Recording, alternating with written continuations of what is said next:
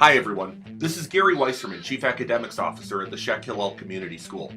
Thanks for joining me as I spend a few minutes talking about instruction and learning here at Hillel, what we believe about education, where we are now, and where we'll be going in the weeks and months to come. I want to begin by talking a little bit about the philosophy behind where we're headed. Our belief is that instruction in the 21st century will become increasingly individualized, increasingly skill-focused, and increasingly competency-based. We intend to set the curve, not simply keep ahead of it. To that end, we've identified 5 main areas of instructional focus. These are areas that transcend individual classes, areas of study that we believe represent the most important intellectual gifts we have to pass on to our kids. The first is a focus on engineering. That's the mastery of scientific and technological tools and the disposition to use them in a meaningful and thoughtful way. Second is knowledge building, the ability and desire to make useful intellectual contributions to a learning community.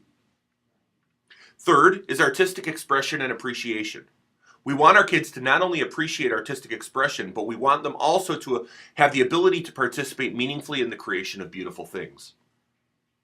It's so important for our kids to be civically engaged. We want them to not only have the ability and desire to address important social issues, but also to engage in meaningful public and private discourse.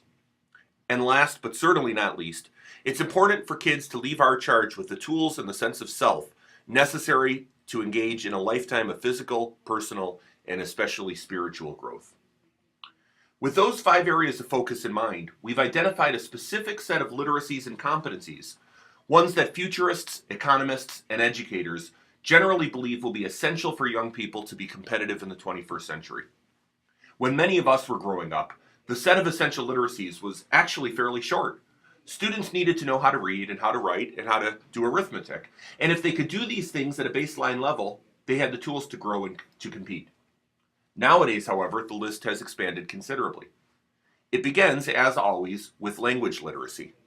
But it also includes technological and information literacy, visual and spatial literacy, historical and cultural literacy, political and news literacy, scientific literacy, social and interpersonal literacies, and last, but certainly not least, mathematic literacy. With these in mind as our ongoing targets, each division at the school has set clear, measurable, and extremely ambitious instructional goals and measurements for the next 15 months. I'd like to spend some time talking about the programs we've initiated and will initiate to ensure our students become proficient in these areas.